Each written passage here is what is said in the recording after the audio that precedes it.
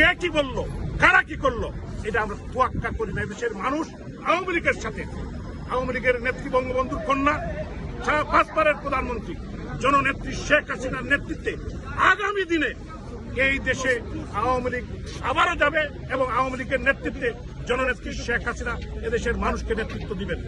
আরেকটি বিষয়, মহান জাতীয় সংসদের সাবেক স্পিকার, একজন স্বনামধন্য রাজনীতিবিদ এবং অত্যন্ত মেধাবী মানুষ ডক্টর শিরিন শারমিন চৌধুরী, উনাকে বিনা বিচারে অন্যায়ভাবে গ্রেপ্তারের পরোয়ারি ছাড়া দীর্ঘদিন আটকায় রেখে উনাকে যেভাবে হেনস্থা করে কোর্টের মধ্যে উনাকে গ্রেপ্তার করা হয়েছে, আমি ধিক্কার জানাই, নিন্দা জানাই।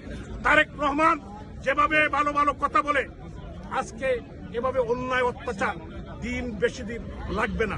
এদেশের মানুষ যখন রুখে দাঁড়াবে, আমি মনে করি এই প্রবাস থেকেই আওয়ামী লীগের নেতৃত্বে আমরা এই সরকারের বিরুদ্ধে গণ আন্দোলন গড়ে তুলব।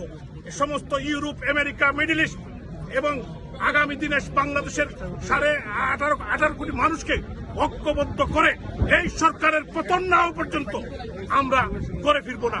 কারণ আমরা জানি, আওয়ামী লীগ জানে, আমাদের নেতা আছেন জনাব আব্দুর রহমান এমপি সাহেব, প্রেসিডিয়াম মেম্বার, উনি দিক নির্দেশনামূলক বক্তব্য রাখবেন। সংগ্রামী বন্ধুগণ, আওয়ামী লীগ কাউ তোয়াক্কা করে না। আওয়ামী লীগ এদেশের মানুষের জন্য রাজনীতি করে, এদেশের মানুষের অধিকারের জন্য রাজনীতি করে। আমাদের সমস্ত জাতীয় নেতৃবৃন্দ, সাবেক প্রেসিডিয়াম সদস্য আমর হোসেন আমু, একজন বয়োজ্যেষ্ঠ বীর মুক্তিযোদ্ধা, উনাকে কিভাবে আটকে রেখেছে। আমাদের নেতা ডক্টর দীপুমণি, আইবি বেগম, আইবি রহমান,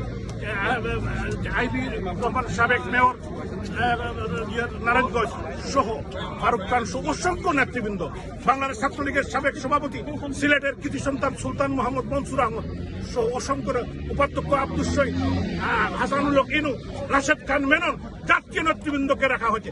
অসংখ্য আমাদের 30 জনকে হত্যা করেছে সাদান খান সাহেব, আওয়ামী লীগের প্রেসিডিয়াম সদস্য।